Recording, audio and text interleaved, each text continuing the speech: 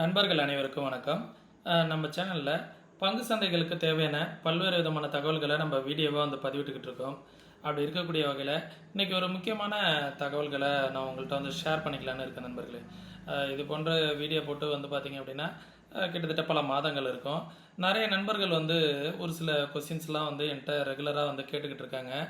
அதை நான் கண்டிப்பாக ஒரு வீடியோவாகவே பதிவிட்டுடலாம். ஏன்னா ஒவ்வொருத்தவங்களுக்கும் தனியாக ஒரு சில விஷயங்களை சொல்கிறத விட இந்த மாதிரி பொது வெளியில் நம்ம ஒரு சில விஷயங்களை சொல்லும் போது கண்டிப்பாக அது பலதரப்பட்ட மக்களுக்கும் போய் சேரும். அப்படிங்கிறதுனால தான் இந்த தகவலை நான் உங்களுக்காக ஷேர் பண்ணுறேன். நிறைய பேர் பார்த்தீங்கன்னா ஆப்ஷனில் லாஸ் ஆகுது ப்ரோ, அதை எப்படி கண்ட்ரோல் பண்ணுறதுனே தெரில, ஓவர் ட்ரேட் பண்ணுறேன், ஃபஸ்ட்டு ப்ராஃபிட் வருது, அதுக்கப்புறம் end of the day loss போகுது அப்படிங்கிற மாதிரிலாம் ஒரு சில தகவல்கள்லாம் சொல்கிறாங்க. அவங்களுக்குலாம் ஒரு சில முக்கியமான விஷயங்களை நான் ஷேர் பண்ணிக்கணும்னு நினைக்கிறேன். ஒன் பை ஒன்னாக இப்போ நீங்கள் தமிழ்நிலே பார்த்துட்டு வந்திருப்பீங்க. ஒரு 10,000 ரூபா முதலீட்டுலேருந்து எப்படி நீங்கள் 1 கோடி ரூபா வரைக்கும் உங்களால் ஏர்ன் பண்ண முடியும் அப்படிங்கிற மாரி, அதற்கான அடிப்படை என்ன இருக்குது, அதை நீங்கள் எப்படி செய்யணும் அப்படிங்கிறத நான் என்ன செஞ்சுக்கிட்டு இருக்கேன் அப்படிங்கிறதெல்லாமும் உங்களுக்காக நான் ஷேர் பண்ணிக்க போகிறேன். வீடியோ முழுவதும் பாருங்கள், ரொம்பவே யூஸ்ஃபுல்லாக இருக்கும். வீடியோ முழுவதும் பார்த்துட்டு உங்களுடைய கருத்துக்களும் உங்களுடைய சந்தேகங்களையும் கமெண்ட் செக்ஷனில் சொல்லுங்கள். கண்டிப்பாக அதை பற்றி அதுக்கான பதிலையும் நான் கமெண்ட் செக்ஷனில் சொல்கிறேன். வீடியோ பிடிச்சிருந்துச்சின்னா மறக்காமல் உங்களுடைய நண்பர்களுக்கு மறக்காமல் ஷேர் பண்ணி விட்ருங்க. ரொம்பவே யூஸ்ஃபுல்லாக இருக்கும். என்னுடைய எக்ஸ்பீரியன்ஸ், ட்ரேடிங் எக்ஸ்பீரியன்ஸையும் இதில் நான் பகிர்ந்துக்கலான்னு இருக்கேன். சரிங்களா, பார்க்கலாம். ஃபஸ்ட்டு பார்த்தீங்கன்னா how to control the loss, எப்படி லாஸ் கண்ட்ரோல் பண்ணுறது அப்படிங்கிறது தான் நான் இது மூலயமா உங்களுக்காக சொல்ல போகிறேன். நிறைய பேர் மார்க்கெட்டுக்குள்ளார வந்திருக்கிறது யார் வந்திருப்போம் அப்படின்னு பார்த்தீங்கன்னா ஆப்ஷன் ட்ரேட்லாம் பண்ணுறவங்க மேக்ஸிமம் பண தேவை அதிகமாக இருக்கக்கூடிய நண்பர்கள் தான் ஆப்ஷன் ட்ரேடுக்குள்ளார வந்திருப்பாங்க. மேக்ஸிமம் பெரிய பெரிய மல்டி மில்லியனர் அவங்களாம் பார்த்தீங்கன்னா என்ன பண்ணியிருப்பாங்க அப்படின்னா இன்வெஸ்ட்மெண்ட்டாக ட்ரை பண்ணிட்டு போயிடுவாங்க. ஏன்னா மாதமாகவே பார்த்தீங்க அப்படின்னா ஒரு உதாரணமாக வச்சுக்கிறேனே, ஒரு 1 கோடி ரூபா இருக்கிறவங்களா இருக்கட்டும், மாதம் ஒரு 1 லட்ச ரூபா கிடைச்சா போதும் அப்படிங்கிறவங்க என்ன பண்ணுவாங்கன்னா பெரிய ரிஸ்க் எடுக்க மாட்டாங்க. ஒரு இன்வெஸ்ட்மெண்ட்டாக பண்ணிவிட்டு அந்த இன்வெஸ்ட்மெண்ட்லேருந்து மாதம் 1 லட்சம் 2 லட்சம் கிடைச்சா போதும் அப்படிங்கிற மாதிரி முடிவு எடுத்துகிட்டு போயிடுவாங்க. யார் ஆப்ஷன் ட்ரேட்லாம் பண்ணுவாங்க அப்படின்னு பார்த்தீங்கன்னா கம்மியான இன்வெஸ்ட்மெண்ட், ஒரு 5 லட்சம் 10 லட்சம் வச்சுருக்கவங்க, ஒரு 1 லட்ச ரூபாய்க்கு கம்மியாக வச்சுருக்கவங்க, டெய்லி பார்த்தீங்கன்னா எனக்கு ஒரு 1000 ரூபா கிடைச்சா போதும், 2000 ரூபா கிடைச்சா போதும் அப்படிங்கிறவங்க தான் ஆப்ஷன் ட்ரேடுக்குள்ளார வருவாங்க. எனக்கு தெரிஞ்சு வேறு ஏதாவது உங்களுக்கு தெரிஞ்சிருந்தால் அதை கமெண்ட் செக்ஷனில் சொல்லுங்கள். ஏன்னா ஒரு அன்றாட மாத சம்பளம் வாங்குறவங்க, ஒரு 40,000 50,000 சம்பளம் வாங்குறவங்க அடிஷ்னலாக இன்னொரு இன்கம் கிடைச்சா சந்தோஷமாக இருக்கும். ஒரு 500 ரூபா 1000 ரூபா டெய்லி கிடச்சிதுன்னா, மாதம் ஒரு 30,000 40,000 கிடச்சிதுன்னா ஆப்ஷன் மூலயமா இல்லை மார்க்கெட் மூலயமா கிடச்சிது அப்படின்னா நம்ம அது மூலயமா வேறு ஏதாவது தேவைகளை நிறைவேற்ற முடியும், ஒரு குடும்ப தேவைகளை நிறைவேற்ற முடியும். அதே நேரத்தில் உங்களோட குழந்தைகளுக்கான தேவைகளை ஏதாவது பூர்த்தி பண்ண முடியும் அப்படிங்கிற ஒரு ஆசையில் தான் ஆப்ஷனுக்குள்ளார வருவீங்க. மேக்ஸிமம் எப்படி வந்திருப்பீங்கன்னா உங்கள் ஃப்ரெண்டு மூலயமா வந்திருப்பீங்க. உங்கள் ஃப்ரெண்டு ஏதாவது நான் ப்ராஃபிட் பண்ணுறேன், இந்த பேர் ஒரு 10,000 ரூபாய் வச்சுக்கிட்டு நான் 10,000 ரூபா சம்பாரிச்சிட்டேன், 1 லட்ச ரூபாய் வச்சுக்கிட்டு டெய்லி 5,000 சம்பாதிக்கிறேன் அப்படிங்கிற மாரி நான் ஒரு சில ஃப்ரெண்டுங்க சொல்கிறத கேட்டுட்டு தான் வந்திருப்பீங்க. டைப் 1. ரெண்டாவது பார்த்தீங்கன்னா ஃபேஸ்புக், யூடியூப்பு, இன்ஸ்டா இந்த மாதிரி இதெல்லாம் பார்த்தீங்கன்னா அவ்வளோ சம்பாதிக்கலாம் இவ்வளோ சம்பாதிக்கலான்னு பார்த்துட்டு அது மூலயமா ஒரு சில பேர் வந்திருப்பீங்க. பொதுவாகவே ஒரு சில பேர் எதை மார்க்கெட்டு மூலயமா சம்பாதிக்கலாம் அப்படிங்கிற மாதிரி ஒரு ஜென்ரலான நாலேஜ் மூலயமா வந்திருப்பீங்க. 3 டைப்பாக தான் மேக்ஸிமம் வந்திருக்க முடியும். எல்லாருமே பார்த்தீங்கன்னா வந்த உடனே இன்வெஸ்ட்மெண்ட் பண்ணணும், டெய்லி 10% எடுத்துடணும், ஒரு ஒரு 50,000 ரூபாய் எடுத்துகிட்டு வரணும், டெய்லி பார்த்தீங்கன்னா அது மூலயமா ஒரு 5,000 ரூபாய் எடுத்துடணும் அப்படிங்கிற மாதிரி தான் வருவாங்க. மேக்ஸிமம் நான் ஒரு சின்ன ஒரு கால்குலேஷன் சொல்கிறேன். டெய்லி ஒரு 10% ஆப்ஷனில் எடுக்க முடியும்னா பெரிய பெரிய மல்டி மில்லியனர்கள்லாம் இதை தான் பண்ணுவாங்க. எதற்காக சொல்கிறேன் அப்படின்னா ஆப்ஷன் எப்படி வச்சுக்கணும் அப்படின்னு பார்த்தீங்கன்னா வச்சுக்கலாம், எல்லா நாளும் ட்ரேட் பண்ணக்கூடாது. ஒரு 10% டெய்லினா 10 நாளில் 100%, மாதம் 300%, மாதம் ஒரு 20 ட்ரேடிங் செக்ஷன் இருக்குன்னா நீங்கள் 50,000 ரூபா எடுத்துகிட்டு வரீங்கன்னா மேக்ஸிமம் 1 லட்ச ரூபா 1.5 லட்ச ரூபா சம்பாரிச்சிடலாம். அந்தமாரி ஒரு வாய்ப்பு இருந்ததுன்னா எல்லாருமே இதை தான் பண்ணுவாங்க. ஆப்ஷனில் சம்பாதிக்க முடியாது அப்படிங்கிறது கிடையாது, ஆனால் அதை ப்ராப்பராக கற்றுக்கிட்டு பண்ணணும். கற்றுக்கிட்டு பண்ணும்போது தான் அதில் நீங்கள் ஜெயிக்க முடியும். ஏன்னா ஆப்ஷனுங்கிறது பார்த்தீங்கன்னா ஒன்லி பை இல்லைனா செல்லு. மார்க்கெட் வந்து ஒன்லி அப்பில் போக போகுது இல்லை டவுனில் போக போகுது. அது மட்டும்தான் எல்லாருமே நினச்சிக்கிட்டு இருப்பீங்க, ஒன்று காலு ஒன்று புட்டுன்னு. ஆனால் வந்து பார்த்தீங்கன்னா அதுக்கு இடையில வந்து பார்த்தீங்கன்னா டைம் வேல்யூன்னு ஒன்று இருக்கும். நம்ம கரெக்டாக டைரெக்ஷன் ப்ரிடிக்ட் பண்ணி நீங்கள் கால் ஆப்ஷனே எடுத்திருந்தா கூட அதற்கான டைமிங்கில் போய் சேராது. ஆப்ஷன் ப்ரீமியம் வந்து மெல்ட் ஆகி உங்களோட நீங்கள் நினைப்பீங்க நீங்கள் இந்த வாரம் எடுத்து வச்சுருப்பீங்க, நான் அடுத்த வாரம் போகும். அப்போ என்ன ஆகிடும், உங்களோட ப்ரீமியம் மெல்ட் ஆகி லாஸ் ஆகிடும். அப்படி இல்லைன்னு வச்சிங்களேன், வாரத்துலேயே மொத்தம் 5 நாள் தான் ட்ரேடிங் செக்ஷன் இருக்குது. அதில் ஏதாவது ஒரு 2 நாள், வாரத்தில் ஒரு நாள் லீவ் வந்துருச்சு அப்படின்னா மீதி 4 நாள் தான். ஒரு நாள் எக்ஸ்பிரியில் போய்டும். அந்த எக்ஸ்பிரியில் போயிடுச்சுன்னா பாக்கி 3 நாள் தான் மார்க்கெட்டு. அதில் சனி ஞாயிறு இடையில வந்து அதில் ப்ரீமியம் மெல்ட் ஆகிடும். இதில் இதுக்கு இடையில வந்து ஆப்ஷனில் வந்து நீங்கள் ஜெயிக்கணும் அப்படின்னு வந்து பார்த்தீங்க அப்படின்னா உங்களோட பிளான் வந்து பர்ஃபெக்டாக இருக்கணும். பர்ஃபெக்டாக இருந்தால் மட்டும்தான் ஜெயிக்க முடியும். நான் இதை ரொம்பவே ஷார்ட்டாக சொல்லணும்னு நினைக்கிறேன். ஆப்ஷனில் ஜெயிக்க முடியாது அப்படிங்கிறது கிடையாது. கண்டிப்பாக நீங்கள் ஜெயிக்கணும் அப்படின்னா அதற்கான பயிற்சி வந்து கண்டிப்பாக இருக்கணும். ஏனோ தானோ உங்கள் ஃப்ரெண்டு சொன்னார் இன்னைக்கு மார்க்கெட் மேலே போகணும்னு நான் அந்த நியூஸில் பார்த்தேன், அது மூலயமா எடுத்தேன் அப்படின்னா போகும். ஆனால் நீங்கள் எதிர்பார்க்குற டயத்தில் நீங்கள் எடுத்து வச்சிருக்க ப்ரீமியமோட டைம் வேல்யூ முடிகிறதுக்குள்ளார போகுமா அப்படின்னு கேட்குறது தான் வந்து ரொம்பவே முக்கியமான விஷயம். சரிங்களா? இதை ஃபஸ்ட்டு நீங்கள் வந்து ஃபோக்கஸ் பண்ணணும். கற்றுக்கோங்க. மார்க்கெட்டில் வந்து கற்றுக்கிட்டு ட்ரேட் பண்ணுங்கள். எப்போதுமே வந்து ஆப்ஷன் மூலியமாக தான் நீங்கள் சம்பாதிக்கணும் அப்படின்னு யாருமே வராதிங்க. அதற்கு மேலே வந்து பார்த்தீங்கன்னா ஸ்டாக்கில் இன்வெஸ்ட்மெண்ட் பண்ணலாம். இப்போதைக்கு மார்க்கெட் வந்து பார்த்தீங்கன்னா நல்லாவே வந்து விழுந்திருக்கு. இப்போ கிட்டத்தட்ட எல்லா ஸ்டாக்குமே வந்து பார்த்தீங்கன்னா 40 to 50% வந்து ஸ்டாக்ஸ்லாம் விழுந்திருக்கு. அந்த ஸ்டாக்கில் விழுந்திருக்க ஸ்டாக்கில் நீங்கள் இன்வெஸ்ட்மெண்ட் பண்ணும்போது திருப்பி மார்க்கெட்டை அதே இடத்துக்கு 26,000க்குலாம் வரும்போது உங்களோட பொசிஷன் வந்து பார்த்தீங்க, உங்களோட ஸ்டாக்ஸ்லாம் வந்து பார்த்தீங்கன்னா டபுளாக ப்ராஃபிட் கொடுக்கும். சரிங்களா? டபுளாக ப்ராஃபிட் கொடுக்கும்போது அப்போது நீங்கள் ஒரு 6 மாதமோ 1 வருஷமோ வெயிட் பண்ணும்போது உங்களோட ப்ராஃபிட் வந்து என்ன ஆகும், நல்லாவே வந்து க்ரோத் ஆகும். சேஃபாக இருக்கலாம், எந்த வித ஃபியர்னஸும் வராது. பொதுவாக ஆப்ஷனுக்குள்ளார வரும்போது எப்படி பண்ணுவீங்கன்னு வச்சுக்கலாம், ஃபஸ்ட்டு வரும்போதெல்லாம் டிசிப்ளினாக தான் ட்ரேட் பண்ணுவீங்க. ஒரு டெய்லி ஒரு 500 கிடச்சா போதுன்னு. அப்போ என்ன ஆகும், டெய்லி 500 எடுத்துக்கிட்டு இருப்பீங்க. ஆனால் அது ஒரே நாளில் உங்களுக்கு லாஸ் ஆகும். அந்த மாதிரி ஒரே நாளில் லாஸ் ஆகும்போது என்ன ஆகும், என்னடா அது 10 நாள் கஷ்டப்பட்டோம், 10 நாள் கஷ்டப்பட்டு 500 எடுத்தோம், ஆனால் ஒரே நாளில் 10,000 போயிடுச்சு, இல்லை 5,000 போயிடுச்சு அப்படின்னு என்ன பண்ணுவீங்க, கொஞ்சம் ரிஸ்க் எடுக்க ஆரம்பிப்பீங்க. என்னடா 10 நாளோட டைமும் நம்மளோட உழைப்பும் வீணாக போயிடுச்சு அப்படின்னு என்ன பண்ணுவீங்க, கொஞ்சம் ரிஸ்க் எடுக்க ஆரம்பிப்பீங்க. அந்த மாதிரி ரிஸ்க் எடுக்கும்போது என்ன ஆகும், அப்போ தான் ஓவர் ட்ரேட் பண்ண ஆரம்பிப்பீங்க. அப்போ ரிஸ்க் எடுக்கும்போது என்ன பண்ணுவீங்க, உங்களோட ஸ்டாப் லாஸை போட மாட்டீங்க, நீங்கள் உங்களோட ரூலை மீறிடுவீங்க. கொஞ்சம் ரிஸ்க் எடுப்போம். இப்போ 10 நாள் நம்ம சரியாக பண்ணியிருக்கோம், 16வது நாள் தப்பு பண்ணியிருக்கோம்னா அடுத்த ட்ரேட்டில் சரி பண்ணிவிடுவோம். ஆனால் அன்றைக்கி பார்த்தீங்கன்னா மார்க்கெட் வந்து சைட்வேஸாக இருக்கும். நீங்கள் எந்த பக்கம் எடுத்திருந்தீங்கனாலும் பார்த்தீங்கன்னா ப்ரீமியம் வந்து மெல்ட் ஆகிட்டே இருந்திருக்கும்.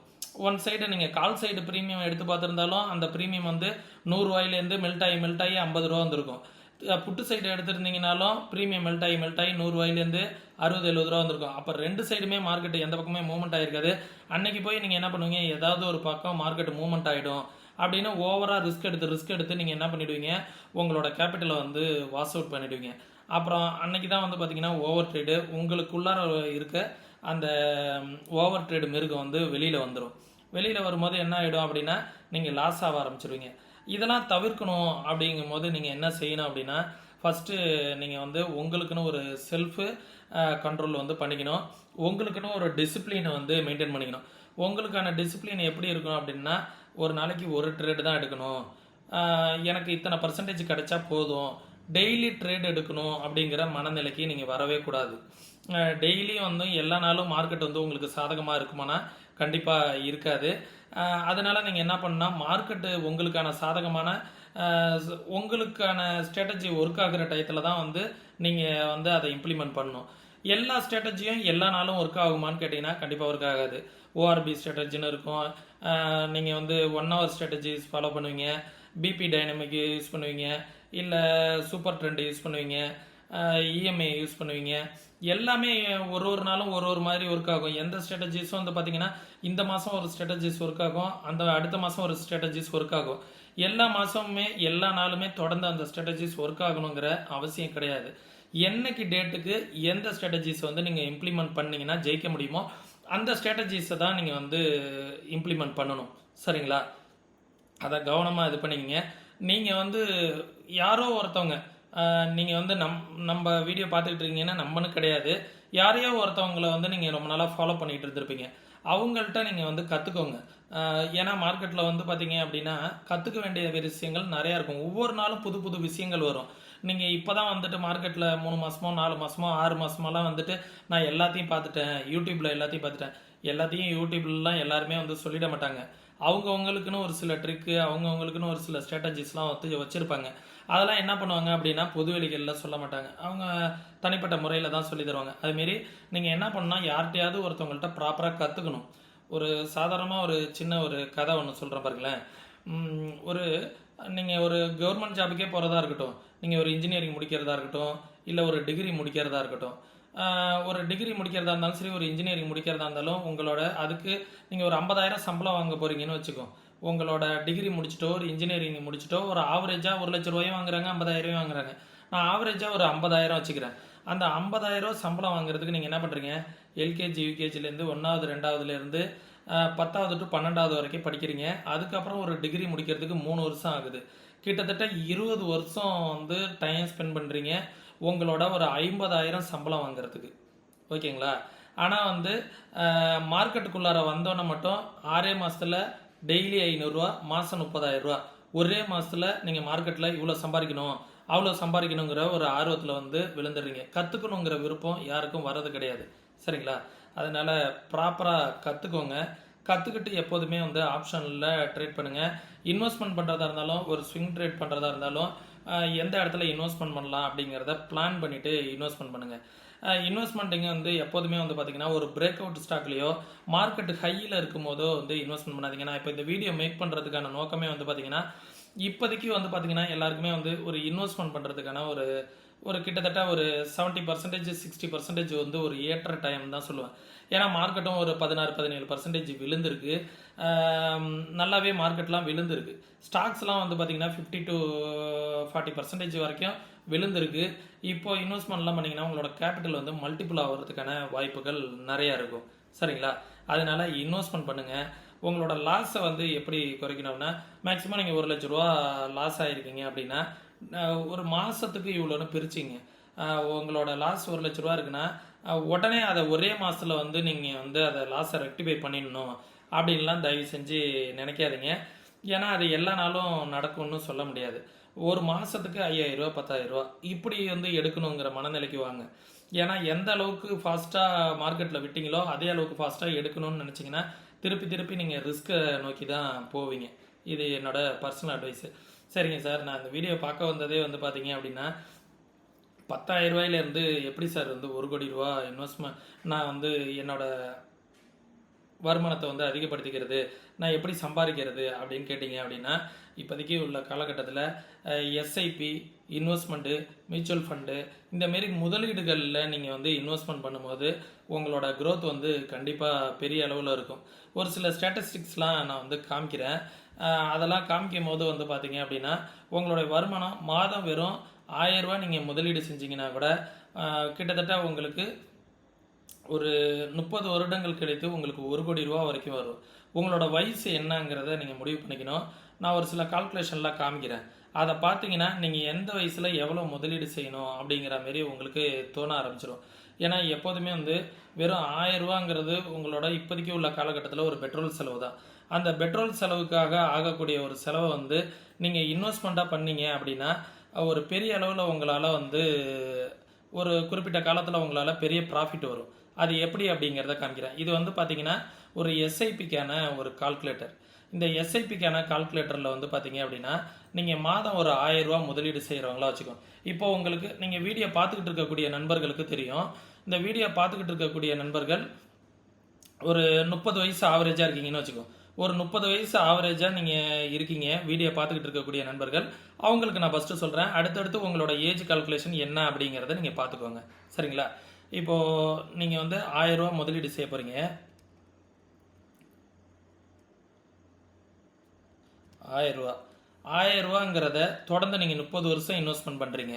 நீங்கள் உங்களோட வயசு வந்து 30, உங்களோட 60வது வயசில் வந்து பாருங்கள் ஜஸ்ட் ஒரு 16% வந்து ரேட் ஆஃப் இன்ட்ரெஸ்ட்டாக வச்சுக்கிட்டா கூட, ஏன்னா ஒரு ஸ்டாக்ஸில் இன்வெஸ்ட்மெண்ட் பண்ணிங்கன்னா கூட ஒரு சில ஸ்டாட்டிஸ்டிக்ஸ்லாம் என்ன சொல்லுது அப்படின்னா 12% வந்து ரிட்டர்ன்ஸாக கிடைக்கும் மாதம் அப்படிங்கிற மாரி 1% வரைக்கும் கிடைக்கும். வருஷத்துக்கு 12% வரைக்கும் கிடைப்பதற்கான வாய்ப்புகள் இருக்குது அப்படிங்கிறத சொல்லுது. அது வருடங்களுக்கும் காலங்களுக்கும் பொறுத்து மாறுபடும் நண்பர்களே.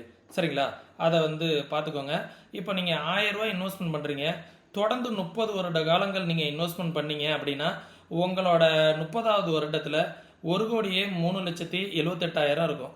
நீங்கள் இன்வெஸ்ட்மெண்ட் பண்ண வேல்யூ வந்து பார்த்தீங்கன்னா வெறும் 3,60,000 அப்படிங்கிற அளவுக்கு தான் நீங்கள் இன்வெஸ்ட்மெண்ட் பண்ணியிருப்பீங்க. ஆனால் உங்களோட ரிட்டர்ன்ஸ் வந்து பாருங்கள் எவ்வளோ தூரம் இருந்திருக்கு அப்படிங்கிறத 1 கோடி ரூபா ரிட்டர்ன்ஸாக உங்களுக்கு வர ஆரம்பிக்கும். சரிங்களா? நீங்கள் 30 வருஷம் இன்வெஸ்ட்மெண்ட் பண்ணும்போது இதே வந்து உங்களுக்கு 35 வயசாக இருக்குது. நான் வந்து ஒரு 5 வயசை உங்களுக்கு இதில் குறைச்சிக்கிறேன். ஒரு 25 வருஷம் நீங்கள் இன்வெஸ்ட்மெண்ட் பண்ணுறீங்க. இதே 1000 ரூபா பண்ணீங்கன்னா உங்களுக்கு எவ்வளோ கிடைக்கும்? வெறும் 44 லட்சம் தான் கிடைக்கும். அதே நீங்கள் வந்து 2,500 ரூபா, ஏன்னா வயசு உங்களுக்கு ஆயிடுச்சு.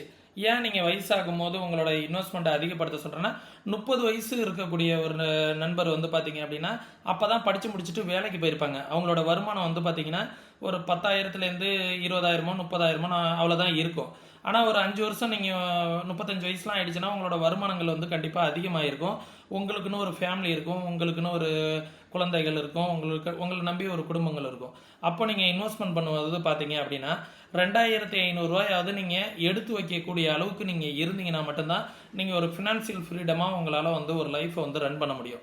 ஒரு 2,500 ரூபா நீங்கள் இன்வெஸ்ட்மெண்ட் பண்ணீங்க, தொடர்ந்து 25 வருஷம் இன்வெஸ்ட்மெண்ட் பண்ணீங்க, ஒரு 16% இருக்குன்னா இந்த 16%ங்கிற கால்குலேஷனை நான் கடைசியாக உங்களுக்கு காமிக்கிறேன். இது எப்படி உங்களுக்கு ரிட்டர்ன் தரப்போகுதுன்னு. இதுவே நான் காமிக்கிறது ஒரு மீடியமானது. நான் அதிகமாகவும் சொல்ல 12%ங்கிறது கம்மி. ஒரு சில மியூச்சுவல் ஃபண்டாக இருக்கட்டும், எஸ்ஐபியாக இருக்கட்டும், ஒரு சில இதெல்லாம் பார்த்தீங்கன்னா 36%, 40%, 70%லாம் ரிட்டர்ன்ஸ்லாம் கொடுக்குறாங்க. நான் அதெல்லாம் எடுத்துக்கல. ஒரு ஆவரேஜாக 16%. உங்களுக்கு நான் கால்குலேஷனை வந்து இந்த வீடியோட இறுதியில் காமிக்கிறேன். இந்த 16%ங்கிறத ஏற்றும் போது உங்களுக்கு எப்படி ப்ராஃபிட் வருது அப்படிங்கிறத இந்த வீடியோட இறுதியில் காமிக்கிறேன். ரொம்பவே வந்து பிரமிப்பாக இருக்கும்.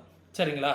பாருங்கள், இந்த 2,500 ரூபா நீங்கள் இன்வெஸ்ட்மெண்ட் பண்ணுறீங்க. 25 வருஷம் இன்வெஸ்ட்மெண்ட் பண்ணிங்கன்னா நீங்கள் இன்வெஸ்ட்மெண்ட் பண்ணியிருக்கிறது 7,5 லட்ச ரூபா. ஆனால் உங்களுக்கு வந்து பார்த்தீங்கன்னா 1,04 லட்ச ரூபா அடிஷ்னலாக உங்களுக்கு கிடச்சிடும். ஓகே, நீங்கள் 40வது வயசில் இருக்கீங்க. அப்போ வந்து நான் என்ன பண்ணுறேன், உங்களோட இன்வெஸ்ட்மெண்ட்டை வந்து நீங்கள் வந்து அதிகப்படுத்தணும்.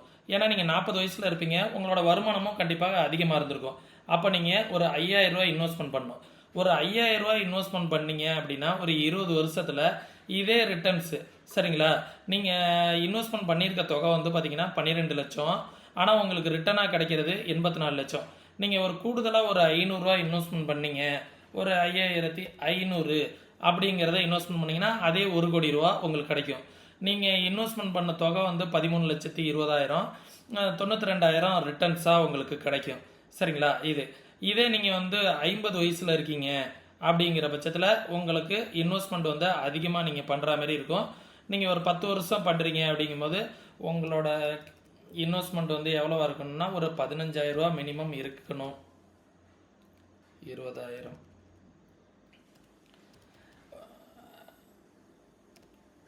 ஓகே, ஒரு 25, மேக்ஸிமம் வந்து 50 வயசுக்குள்ளாரெலாம் நீங்கள் இன்வெஸ்ட்மெண்ட் பண்ணியிருந்துருக்கணும். சரிங்களா? இன்வெஸ்ட்மெண்ட்டாக பண்ணும்போது வந்து பார்த்தீங்கன்னா உங்களுக்கு ஒரு 30,000 ரூபா வரைக்கும் இன்வெஸ்ட்மெண்ட் பண்ணும்போது உங்களுக்கு நீங்கள் 10 வருஷம் தானே இன்வெஸ்ட்மெண்ட் பண்ண போகிறீங்க. 10 வருஷம் இன்வெஸ்ட்மெண்ட் பண்ணிங்கன்னா உங்களுக்கு 1 கோடி ரூபாங்கிற இலக்கை வந்து நீங்கள் அடைய முடியும். ஆனால் நீங்கள் மேக்ஸிமம் வந்து ஒரு 30 வயசுலேருந்து 40 வயசுக்குள்ளார இருக்கீங்க அப்படின்னா உங்களோட இன்வெஸ்ட்மெண்ட் எவ்வளவா இருக்கணும். நீங்களே இதில் உங்களோட இன்வெஸ்ட்மெண்ட்டையும் பார்த்துக்கலாம், உங்களோட ஏஜ் கால்குலேட்டரையும் பார்த்துக்கலாம்.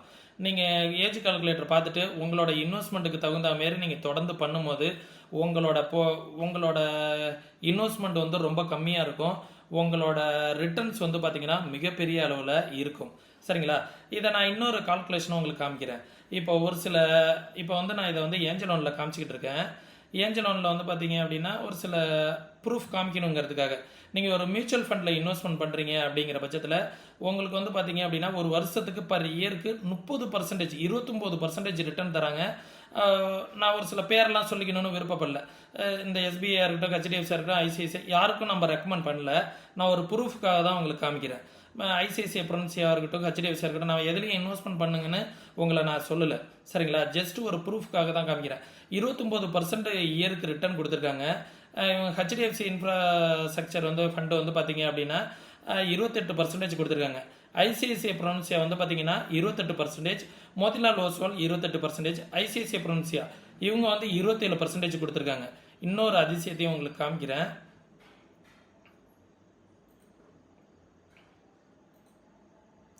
இப்போ வந்து பாருங்கள், ஹெச்டிஎஃப்சி ஸ்மால் கேப் ஃபண்டெல்லாம் நீங்கள் போட்டிருந்தீங்க அப்படின்னா இவங்க என்ன சொல்லியிருக்காங்க, 4.5 வருஷத்தில் 67% ரிட்டர்ன் கொடுத்துருக்கேன் அப்படிங்கிறது சொல்கிறாங்க. அதை 4ஆக டிவைட் பண்ணும்போது 20%.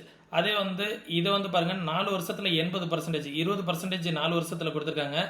இவங்க பாருங்கள் 3 வருஷத்தில் 108%, 30%க்கு மேலேயும் ரிட்டர்னை கொடுத்துருக்கேன் அப்படிங்கிற மாரி சொல்கிறாங்க. எல்லாருமே 30-32% வரைக்கும் கொடுத்துருக்கேன் அப்படிங்கிற மாதிரி ஒரு சில டேட்டாக்கள் தரவுகள் வந்து சொல்லுது. இப்போ உதாரணத்துக்கு நான் திருப்பி வந்து என்ன பண்ணுறேன், 30 வயசு உங்களுக்கு இருக்குன்னு வச்சுக்குவோம். நீங்கள் 1000 ரூபா முதலீடு செய்கிறதா இருக்கட்டும், நீங்கள் ஒரு மியூச்சுவல் ஃபண்ட்லேயோ ஒரு எஸ்ஐபிலையோ நீங்கள் 1000 ரூபா முதலீடு செய்கிறீங்க. நான் உங்களுக்கு 16% ரிட்டர்ன்ஸை தான் உங்களுக்கு காமிச்சேன். இதே ஆவரேஜாக 20% வச்சு பாருங்கள். நீங்கள் வெறும் 1000 ரூபா தான் எஸ்ஐபி பண்ணிக்கிட்டு இருந்தீங்க.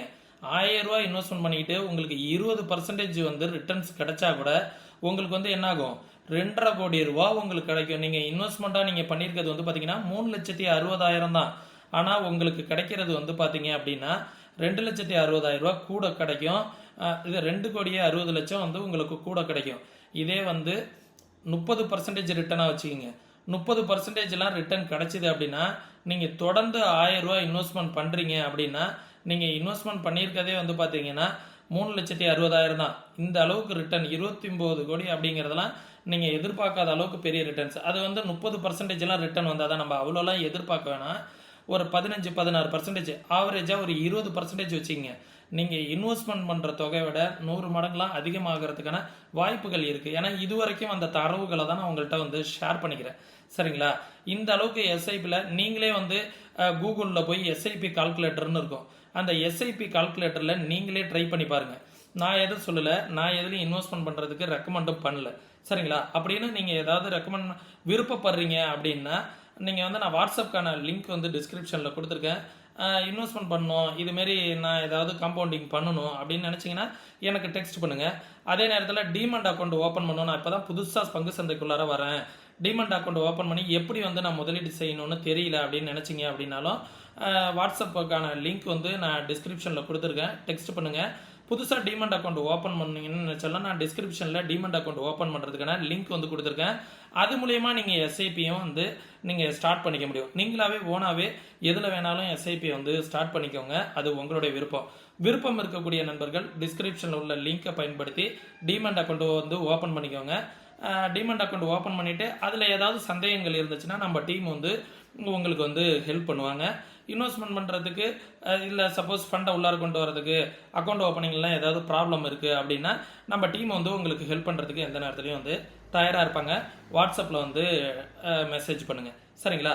இல்லை நான் பங்கு சந்தையை பற்றி முழுசாக கற்றுக்கணுன்னு விருப்பப்படுறேன், நான் வந்து ஸ்விங் ட்ரேட் பண்ணணும், ஆப்ஷன் பண்ணணும், இல்லை நான் முதலீடு பண்ணணும், நான் கற்றுக்கணும்னு நினைக்கிறேன், பங்கு சந்தைனா என்னன்னு கற்றுக்கணும்னு நினைக்கிறேன் அப்படின்னா கற்றுக்கணும்னு விருப்பம் இருக்கவங்களுக்கும் நம்ம முழுசாக வந்து கோர்சஸ் மூலிமா தரோம். கற்றுக்கணும்னு விருப்பம் இருக்கக்கூடிய நண்பர்களும் வாட்ஸ்அப்பில் வந்து டெக்ஸ்ட் பண்ணுங்கள். முழுவதும் கற்றுக்கிட்டு ட்ரேட் பண்ணுங்கள். நம்மள்ட்டன்னு கிடையாது. நீங்கள் யாரை ஃபாலோ பண்ணுறீங்க இல்லை ரொம்ப நாளாக ஃபாலோ பண்ணிட்டு இருக்கீங்க அப்படின்னா ஒரு 1,00,000 ரூபா நீங்கள் இது வரைக்கும் லாஸ் பண்ணியிருக்கீங்கன்னு வச்சுங்களேன். ஒரு மாதமாக 10,000 லாஸ் பண்ணியிருப்பீங்க. நீங்கள் திருப்பி அந்த லாஸை ரெக்கவரி பண்ணணுன்னு திருப்பி நீங்கள் மேலே ட்ரேட் பண்ணிக்கிட்டு இருந்தாலும் உங்கள் லாஸ் வந்து என்ன ஆகும், அதிகமாகிட்டே தான் போகும். ஒரு 10,000 20,000 ஏதோ ஒரு இடத்துல கொடுத்துட்டு கற்றுக்கும் போது தான் வந்து பார்த்தீங்க அப்படின்னா உங்களோட நாலேஜ் வந்து டெவலப் ஆகும். ஏற்கனவே சொன்ன கதைக்கே சொல்கிறேனே, நீங்கள் ஒரு 20 வருஷம் கற்றுக்கிட்டு ஒரு 50,000 ரூபா சம்பளத்துக்கு ஒரு படிச்சுட்டு ஒரு 1ஆவதுலேருந்து எல்கேஜி யூகேஜிலேருந்து 1ஆவதுலேருந்து 10வது 12வது முடிச்சுட்டு காலேஜ் முடிச்சுட்டு போகிறீங்க. உங்களுக்கு ஒரு 30,000 40,000 சம்பளம் கிடைக்கிது. அதுக்கு 20 வருஷம் டைம் ஸ்பெண்ட் பண்ணுறீங்க.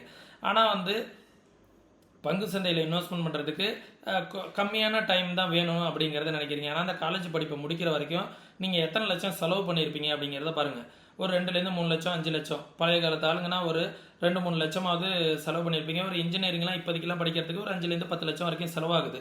அவ்வளோ செலவு பண்ணி நம்ம ஒரு 50,000 60,000 சம்பளத்துக்கு நம்ம படிக்க போகிறோம் அப்படிங்கும்போது படிச்சுட்டு இந்த சம்பளத்துக்கு போகிறோங்கும்போது இதுலேயும் சம்பாதிக்கிறதுக்கு இவ்வளோ தூரம் வெறும் மாதம் 1000 ரூபாய் இன்வெஸ்ட்மெண்ட் பண்ணி 1 கோடி வரைக்கும்லாம் உங்களால் வந்து ஒரு எஸ்ஐபி மூலயமா உங்களோட முதலீடை வந்து மல்டிபிள் பண்ணிக்கிறதுக்கான வாய்ப்புகள்லாம் இருக்குது. நீங்கள் இதை வந்து இன்னும் டீப்பாக அனலைஸ் பண்ணி தெரிஞ்சுக்கணும் அப்படின்னு நினச்சிங்க. எந்த செக்டாரில் முதலீடு செய்யணும், எந்த டைமிங்கில் வந்து முதலீடு செய்யணும், எவ்வளோ எப்பப்போ இன்வெஸ்ட்மெண்ட் பண்ணணும், மார்க்கெட் விழுகும் போது என்ன செய்யணும், மேலே ஏறும் போது என்ன செய்யணும், என்ன மாதிரியான தேதிகளில் என்னென்னைக்கு என்னென்ன மாதிரியான ஸ்ட்ராட்டஜிஸை வந்து யூஸ் பண்ணால் உங்களுக்கு சக்ஸஸ்ஃபுல்லாக இருக்கும் அப்படிங்கிறதெல்லாம் ஒரு சில காலங்கள் வந்து கற்றுக்கிட்டு மார்க்கெட்டில் வந்து இன்வெஸ்ட்மெண்ட் பண்ணிங்கன்னா தொடர்ந்து மார்க்கெட்டில் வந்து சஸ்டெயின் பண்ண முடியும். நிறைய பேர் என்கிட்ட ஒரு சில பேர்லாம் வந்து கேட்டதெல்லாம் வந்து நிறைய லாஸ் பண்ணிட்டுலாம் இதுக்கப்புறம் வந்து என்கிட்ட ஃபண்டே கிடையாது அப்படிங்கிறவங்களுக்குலாம் நான் வந்து ஒரு சில பேருக்குலாம் சொன்ன அட்வைஸ் என்னென்னா, ட்ரேடிங்கை இப்போதைக்கு தற்காலிகமாக ஸ்டாப் பண்ணிவிடுங்க. உங்களோட வந்து ஒர்க்கை வந்து நீங்கள் தொடர்ந்து பாருங்கள். எதுவாக இருந்தாலும் ப்ராப்பராக நான் மார்க்கெட்டை வந்து கற்றுக்கிட்டு சின்ன சின்ன முதலீடாக இருந்தாலும் முதலீடுகளாக பண்ண ஆரம்பிங்க. உங்களுக்கு இந்த லாஸ் வந்து என்றைக்கோ ஒரு நாள் ரெக்கவரி ஆகிடும் அப்படிங்கிற மாதிரி தான் அட்வைஸ் பண்ணுவேன். என்றைக்குமே வந்து சேவிங்ஸு, எஸ்ஐபி, இன்வெஸ்ட்மெண்ட் இதெல்லாம் தான் வந்து பார்த்தீங்கன்னா உங்களோட க்ரோத்தை வந்து அதிகப்படுத்தும். நீங்கள் வந்து ஆப்ஷன்லாம் பண்ணுற மாதிரி இருந்தீங்கன்னா ஜெயிக்க முடியாதுன்னு கிடையாது, ஜெயிக்கலாம். அதற்கான நாலேஜ் வேணும், அதற்கான ப்ராப்பர் கைடன்ஸோட கற்றுக்கிட்டு ட்ரேட் பண்ணிங்கன்னா கண்டிப்பாக ஜெயிக்க முடியும். சரிங்களா? இப்போ நான் சொல்லக்கூடிய தகவல்கள் யாரையும் எதையும் ரெக்கமெண்டேஷனாகவோ மற்றபடி எந்தவித மியூச்சுவல் ஃபண்டோ எஸ்ஐபியாக இருக்கட்டும் இதை வாங்குங்க அப்படிங்கிறதுக்கான எந்தவித ப்ரமோஷனும் கிடையாது. நீங்களாக சொந்தமாக யோசித்து முடிவு பண்ணுங்கள். இன்வெஸ்ட்மெண்ட் பண்ணுறதுக்கு முன்னாடி உங்களோட ஃபினான்ஷியல் அட்வைசர்கிட்ட ஒரு டைம் கன்சல்ட் பண்ணிக்கோங்க. வேறு ஏதாவது உதவிகள் தேவைன்னா வாட்ஸ்அப்பில் வந்து மெசேஜ் பண்ணுங்கள். ஓகே, மீண்டும் இன்னொரு இது போன்ற பயனுள்ள வீடியோவில் சந்திக்கும் வரை தொடர்ந்து இணைந்திருங்கள். நன்றி, வணக்கம்.